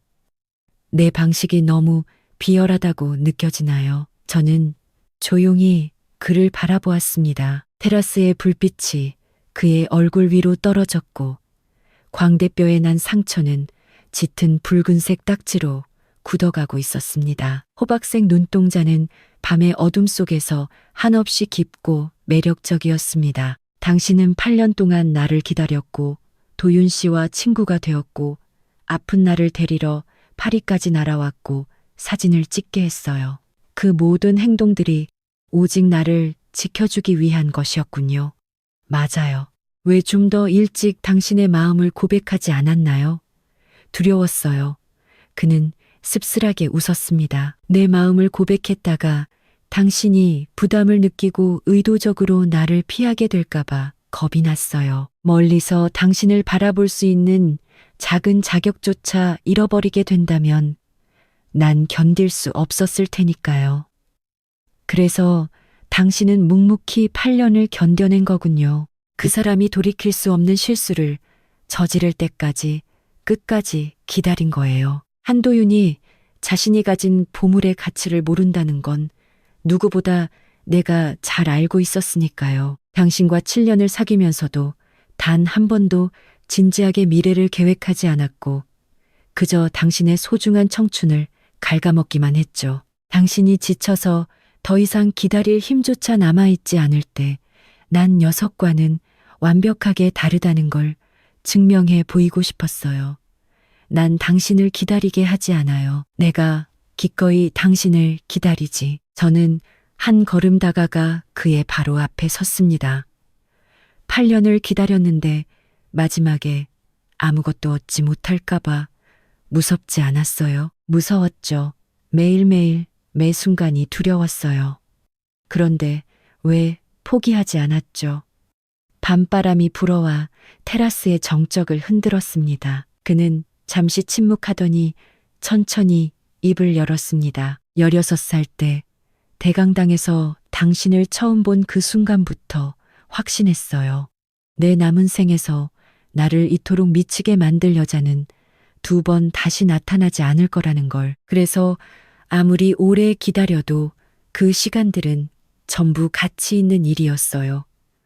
코끝이 찡하게 시려왔습니다. 저는 발끝을 들어 그의 입가에 굳어가는 상처 부위를 손가락으로 살포시 어루만졌습니다. 이건 오늘 당신이 나 대신 맞은 주먹에 대한 보답이에요. 저는 반걸음 뒤로 물러났고 그의 귀끝이 붉게 물들어 있는 것을 발견했습니다. 평생에 걸쳐 갚아 나가야 할 거예요. 저는 몸을 돌려 연회장 안으로 들어갔습니다. 밤바람 속으로 그의 낮고 행복한 웃음소리가 흩어졌습니다. 홀 안에서는 정명애 회장이 한성가의 어르신들과 이야기를 나누고 있었습니다. 제가 들어오는 것을 보자 손짓을 하여 곁으로 불렀습니다. 지우야, 이리 와서 셋째 작은아버지께 인사드리거라. 저는 서둘러 다가와 앉아 계신 어르신들께 한 분씩 정중히 인사를 올렸습니다. 사람들의 표정은 복잡했습니다. 서태하 본부장에게 시집와 한성가의 장남인 한도윤과 완벽하게 척을 지게 된 저를 어떻게 대해야 할지 난감해하는 눈치였습니다. 정명애 회장이 분위기를 부드럽게 주도했습니다. 셋째 서방님, 이제부터 지우는 우리 태하의 아내입니다. 태하는 제가 공인한 한성그룹의 후계자이니 그 아내 역시 제 며느리나 다름없습니다. 앞으로 그룹 내 계열사 경영에 지우가 참여할 자격도 충분합니다. 셋째, 작은아버지는 턱수염을 쓰다듬으며 조심스럽게 입을 뗐습니다. 형수님, 그럼 도윤이 녀석은 앞으로 어떻게 하실 생각이십니까? 도윤이 일은 제가 알아서 처리할 것입니다. 정명예 회장의 어조는 단호하고 위엄이 넘쳤습니다. 오늘 일어난 난장판은 여러분도 직접 두 눈으로 보셨지 않습니까? 전부 그 녀석 스스로 자초한 일이니 다른 사람이 왈가왈부할 사안이 아닙니다. 셋째, 작은아버지는 더 이상 아무런 이의를 제기하지 못했습니다. 정명예 회장은 저를 자신의 곁에 앉히고 따뜻한 차를 한 잔 따랐습니다. 그리고 목소리를 낮추어 물었습니다. 태아 녀석이 아까 테라스에서 너에게 무슨 이야기를 하더냐? 파리에서 찍힌 도윤 씨의 사진을 자신이 직접 사람을 시켜 찍게 한 거라고 털어놓았습니다. 정명예 회장은 조금 놀란 눈치였지만 이내 고개를 끄덕이며 한숨을 쉬었습니다. 녀석이 스스로 너에게 고백을 했구나. 잘된 일이다.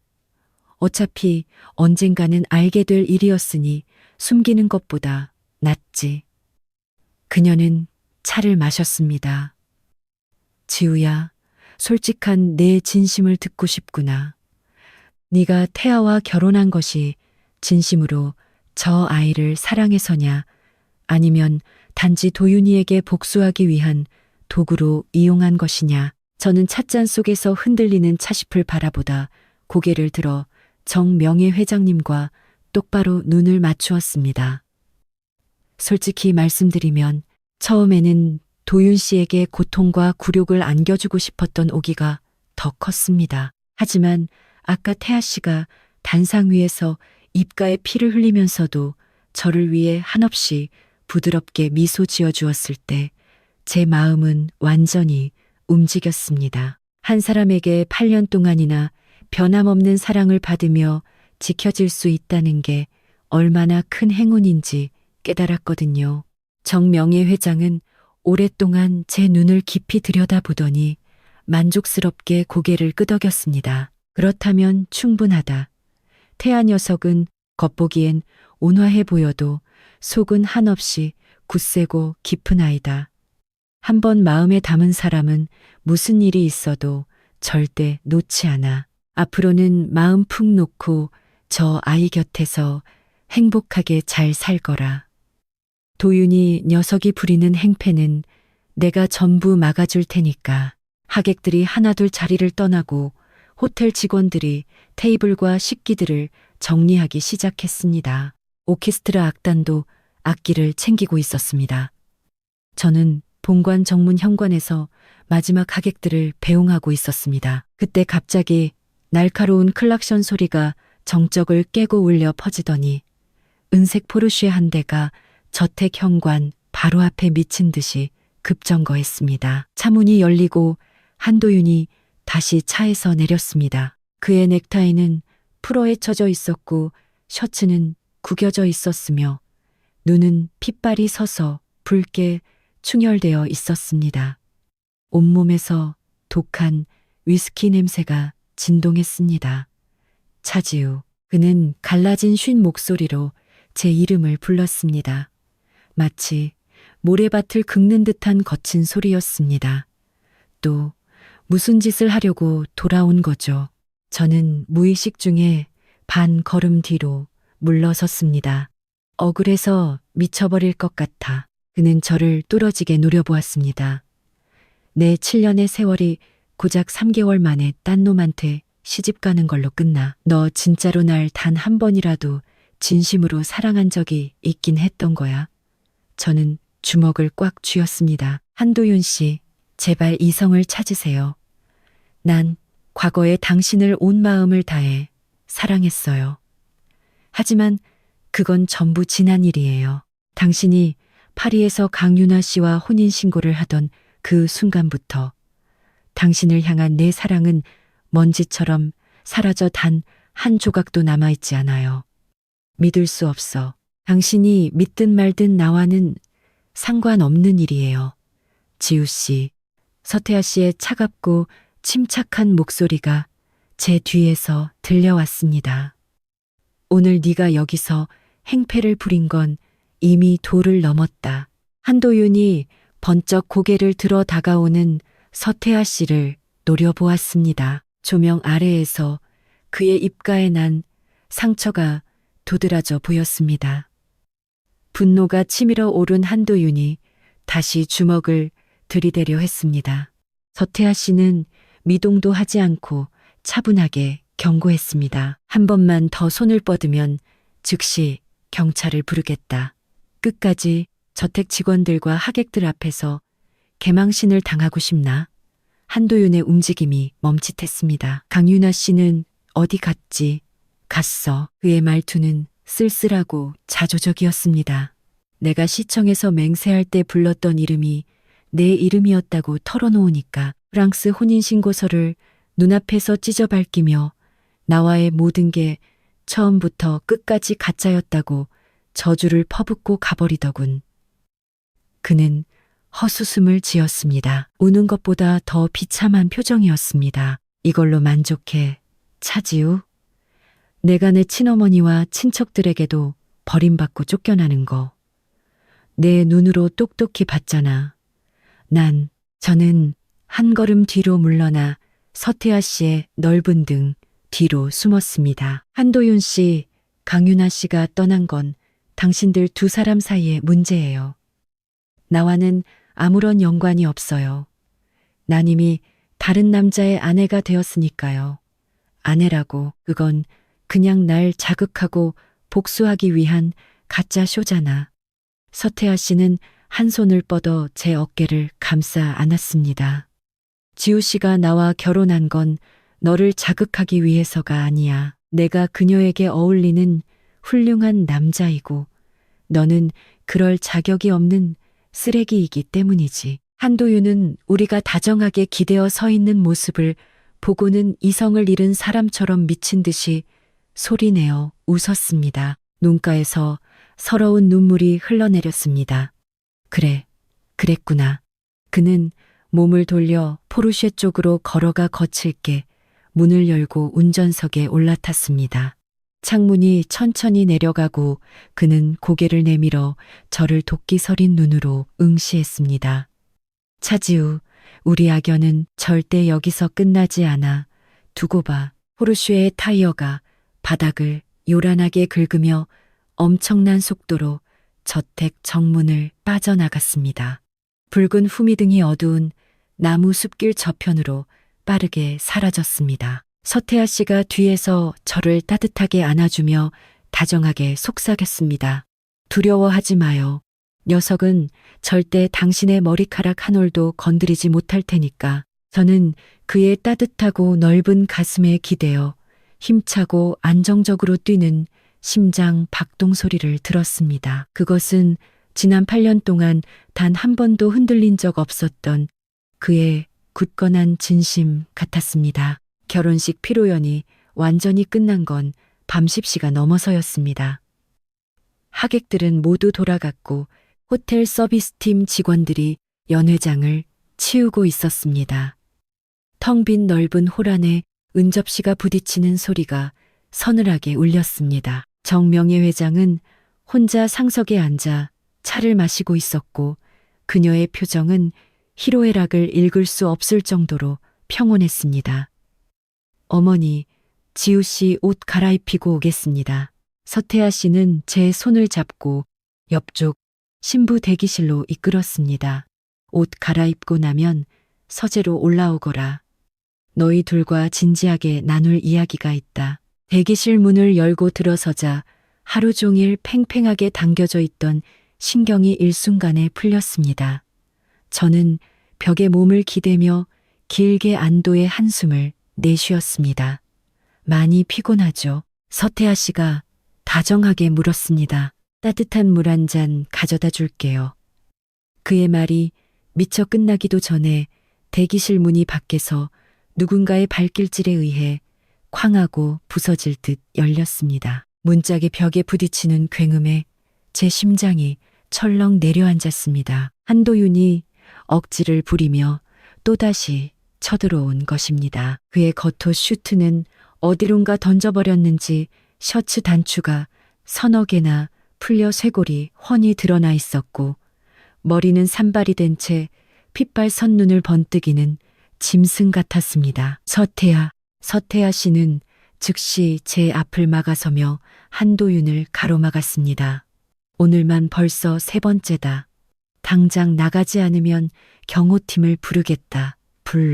당장 불러서 온 세상 사람들에게 다 구경시키라고. 내가 어떻게 내 가장 친한 친구놈한테 내 여자를 빼앗겼는지 똑똑히 보여주자고. 한도윤은 뒤로 손을 뻗어 대기실 문을 철컥 잠가버렸습니다. 유일한 출구를 막은 것입니다. 10평 남짓한 좁은 대기실 양쪽에는 드레스 행거가 가득했고 제 웨딩드레스 자락이 공간을 꽉 채우고 있었습니다. 백합 꽃향기와 녀석의 독한 위스키 냄새가 뒤섞여 숨이 막힐 것 같았습니다. 난 단지 지우랑 둘이서만 얘기하고 싶을 뿐이야. 넌 빠져. 지우 씨와 단둘이 이야기할 가능성은 제로야. 할 말이 있다면 우리 셋이 있는 여기서 해. 우리 둘도 한때는 세상에서 가장 친한 친구였으니까. 한도윤은 이를 갈며 한 걸음씩 다가왔습니다. 8년 전 네가 처음 우리 집에 찾아왔을 때 넌 캔맥주를 들고 먼저 나한테 친근하게 다가왔지. 그때 난 속으로 의아했어. 집안 배경이나 능력이 나보다 훨씬 뛰어난 서태하가 왜 굳이 나 같은 놈한테 먼저 다가와 친구가 되자고 하는지. 그 후로 우린 매일 농구를 하고 같이 자취방에서 술을 마셨지. 주변 친구들은 전부 내가 진짜 훌륭한 친구를 두었다며 부러워했어. 그런데 오늘에서야 난 비로소 깨달았어. 그 모든 게 전부 다 차지우 때문이었다는 걸. 서태하 씨는 시선을 피하지 않고 당당하게 고개를 끄덕였습니다. 모임에서 지우 씨 맞은편 자리에 앉기 위해, 그녀의 착하고 따뜻한 성품을 칭찬하기 위해, 그녀의 안부를 자연스럽게 묻기 위해, 그 모든 순간 난 진심이었어. 난 그저 뒤에서 그녀가 혹시라도 마음고생을 하지 않는지 지켜보고 싶었을 뿐이야. 넌 어둠 속에 숨어 있는 굶주린 늑대 같았어. 내가 실수하기만을 기다리고 내가 지우를 배신하기만을 숨죽여 기다렸다가 그 틈을 타서 내 자리를 훔친 거야. 네가 그녀를 찬밥 대하듯 짓밟을 때마다 내겐 기회가 하나씩 더 생긴 것뿐이야. 나라면 그녀에게 한없이 안정적이고 따뜻한 사랑을 줄 수 있으니까 절대 그녀를 기약 없이 기다리게 방치하지 않아. 서태하 씨의 목소리는 비수처럼 날카롭게 한도윤의 아픈 곳을 찔렀습니다. 그녀는 너를 7년이나 묵묵히 기다렸다. 넌 단 한 번도 제대로 된 프로포즈를 준비한 적이 없지. 난 단 3개월 만에 최고급 맞춤 웨딩드레스를 공수했고 2개월 만에 예물을 준비했고 신혼집까지 완벽하게 세팅했어. 난 절대 그녀를 기다리게 하지 않아. 내가 기꺼이 평생 그녀를 기다리지. 한도윤의 다리가 풀렸고 그는 문짝에 기댄 채 힘없이 바닥으로 주저앉았습니다. 오만했던 그 눈빛은 완전히 산산조각 나 있었습니다. 만약 그때 네가 먼저 지우에게 고백했더라면 나와 지우의 지난 7년은 없었겠지. 그때 지우 씨는 오직 너에게만 진심으로 빠져 있었어. 내가 고백해봤자 그녀에게 혼란과 부담만 주었을 테지.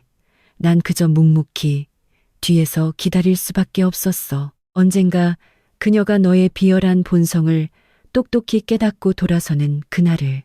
한도윤은 천천히 고개를 들어 저를 쳐다보았습니다. 그의 목소리는 모기 소리만큼 가늘고 처량했습니다. 지우야, 네가 서태하랑 결혼한 건 마음 깊은 곳에 아직 나에 대한 미련이나 애정이 조금이라도 남아있어서 그런 거 맞지? 저는 차갑게 가라앉은 눈으로 비참하게 무너진 그를 바라보았습니다. 7년을 온 마음으로 사랑했던 남자는 이제 제게 깊은 피로감과 혐오감만을 안겨줄 뿐이었습니다.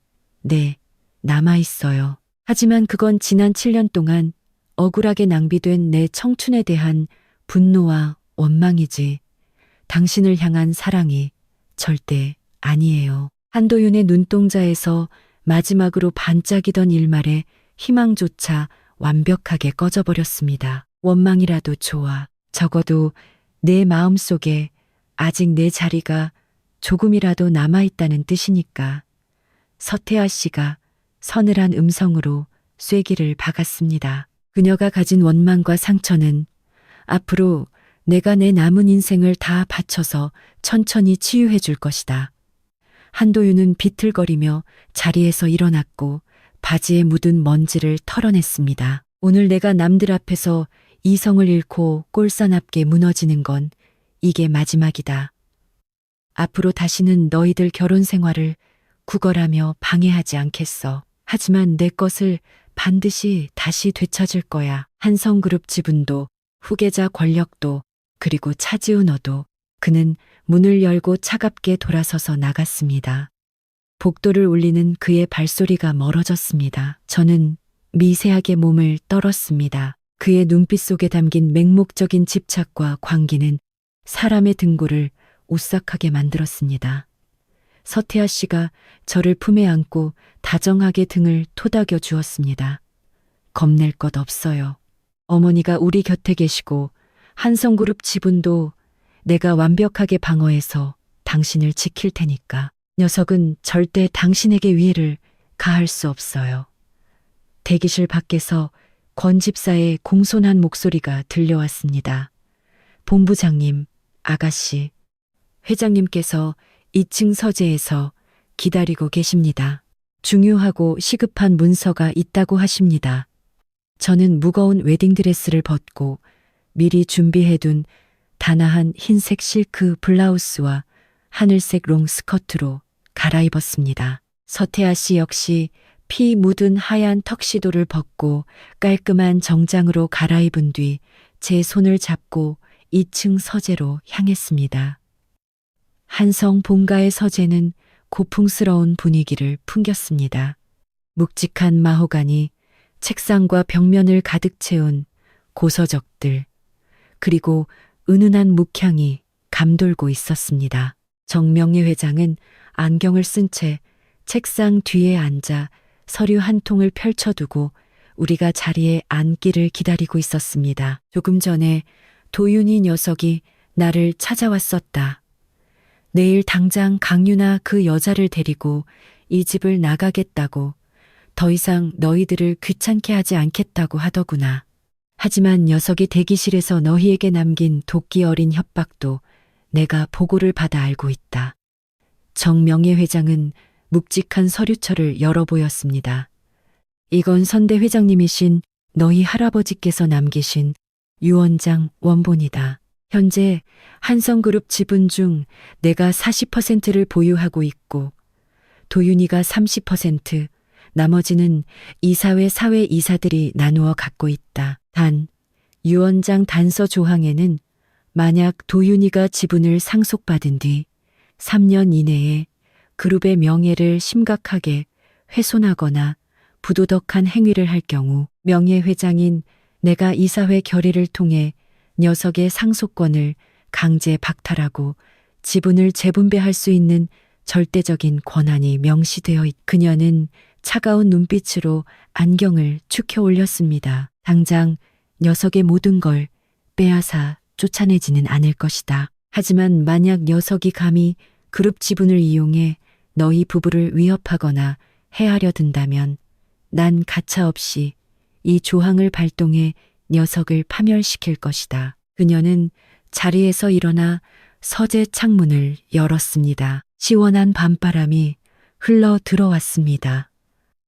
나 역시 젊은 시절 사람을 잘못 믿어 큰 상처를 받은 적이 있다. 네가 파리에서 녀석이 바람 피우는 사진을 보고 알아누웠다는 이야기를 들었을 때 꼭 힘없고 어리석었던 내 젊은 나를 보는 것 같아 마음이 아팠. 하지만 너는 나보다 훨씬 용기 있고 현명했. 과감하게 과거를 떨쳐내고 돌아섰고 진심으로 너를 아끼는 태아라는 귀한 사람을 얻었으니 말이다. 정명희 회장은 금고에서 고급스러운 붉은 벨벳 상자를 꺼내 제 손에 쥐어주었습니다. 뚜껑을 열자 영롱한 초록빛을 뿜어내는 최고급 비치 팔찌가 들어있었습니다.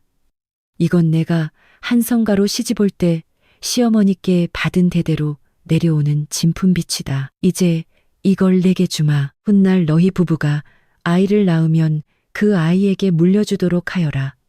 눈시울이 뜨겁게 붉어졌습니다.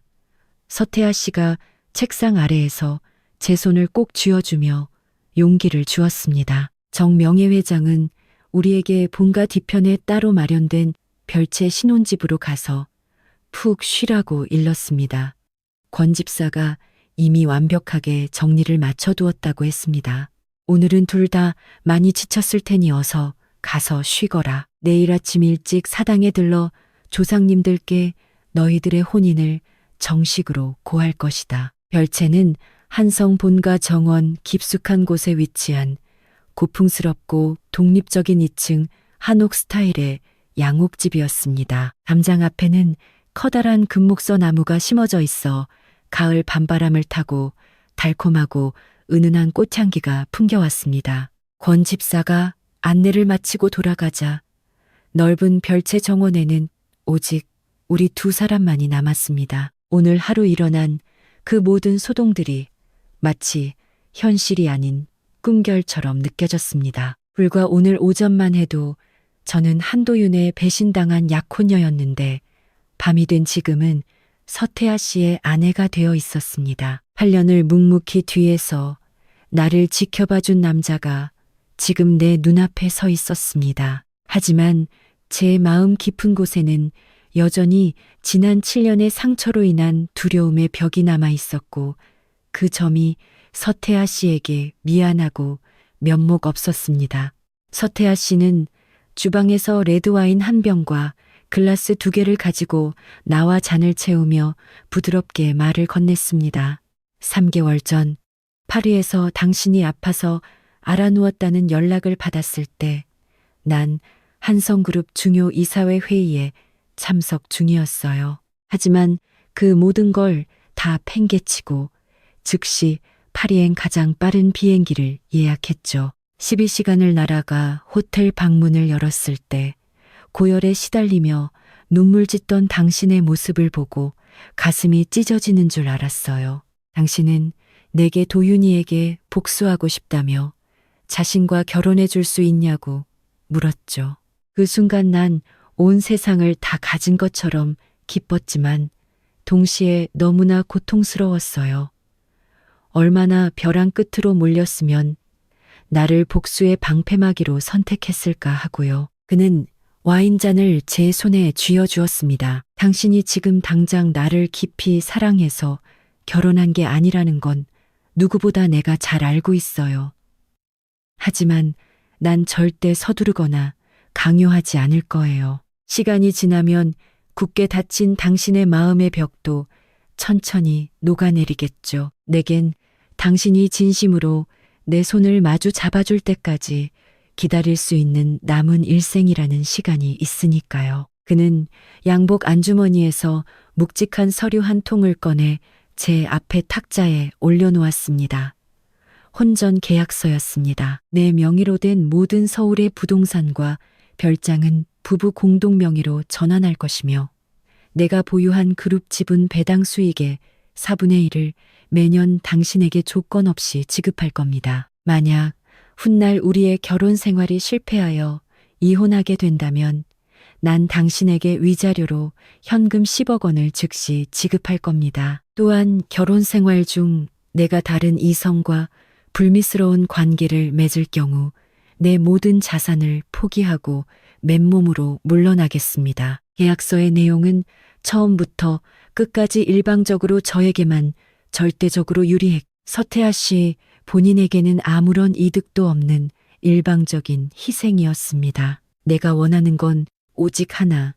16살 때 내 온 마음을 빼앗아간 그 소녀가 내 곁에서 행복하게 웃는 것뿐이에요. 이 계약서는 내 8년의 진심과 각오예요. 내 모든 걸 다 바칠 준비가 되어 있으니 제발 나를 떠나지만 말아줘요. 저는 서류를 손에 쥔 채 끝내 참지 못하고 굵은 눈물을 뚝뚝 흘렸습니다. 지난 7년 동안 한도윤에게 단 한 번도 받아보지 못했던 온전하고 헌신적인 사랑과 존중이 지금 내 눈앞에 있었습니다. 가슴 속에서 수많은 만감이 교차했습니다. 서태아 씨는 다정하게 제 눈물을 닦아주며 당장 서명할 필요는 없다고 말했습니다. 2층에 침실이 2개 있어요. 당신은 안방 마스터룸을 써요. 난 당분간 건너방 손님실에서 지낼게요. 당신이 마음의 준비가 될 때까지 절대 무리하게 다가가거나 부담 주지 않을 거예요. 저는 원목 계단을 올라가는 그의 따뜻하고 배려심 넘치는 뒷모습을 보며 마음속으로 깊이 다짐했습니다. 더 이상 지난날의 쓰레기 같은 과거에 얽매여나 자신을 갉아먹지 않겠다고요. 내 눈앞에서 무려 8년을 묵묵히 기다려주니 소중하고 귀한 남자를 내 남은 일생을 다해 온전히 사랑하겠다고 말입니다. 다음 날 아침 서태아 씨가 직접 주방에서 정성껏 끓여온 따뜻한 전복죽과 갓 구운 토스트로 아침 식사를 마친 뒤 우리는 정명애 회장님을 모시고 본가 뒤편의 조상님들이 모셔진 사당으로 향했습니다. 향그릇에서 은은한 향 연기가 피어올랐고 묵직한 위패들이 가지런히 놓여 있었습니다. 정명애 회장이 정성스레 향을 피워 올린 뒤 조상님들께 훌륭한 사위 태하와 며느리 지우가 정식으로 부부가 되었음을 고했습니다. 두 사람이 앞으로 온갖 풍파 속에서도 흔들림 없이 서로를 아끼고 가문의 명예를 빛내게 해달라고 기원했습니다. 우리는 나란히 무릎을 꿇고 사당을 향해 정중히 2번 큰 절을 올렸고 차가운 마루 바닥에 이마가 닿을 때마다 지난 7년의 억울함과 미련은 완벽하게 씻겨 내려갔습니다. 이제 제 남은 인생은 오직 서태하 씨의 아내이자 동반자일 뿐, 한도윤과는 아무런 연관도 없는 남남이었습니다. 사당을 걸어 나올 때 제 스마트폰으로 서태하 씨가 보낸 메시지 한 통이 도착했습니다.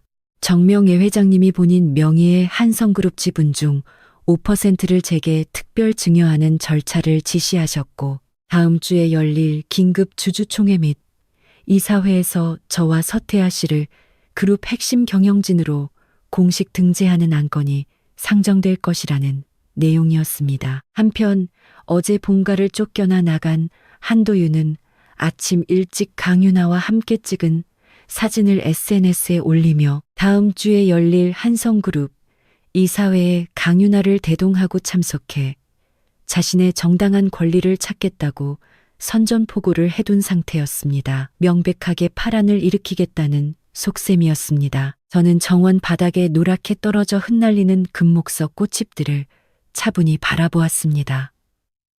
청명한 가을 햇살이 우리 부부의 어깨 위를 금빛으로 따스하게 물들이고 있었습니다. 한성그룹의 거대한 왕관과 미래를 둘러싼 치열하고 거대한 전쟁이 이제 막 고요하지만 화려하게 그 막을 올리고 있었습니다.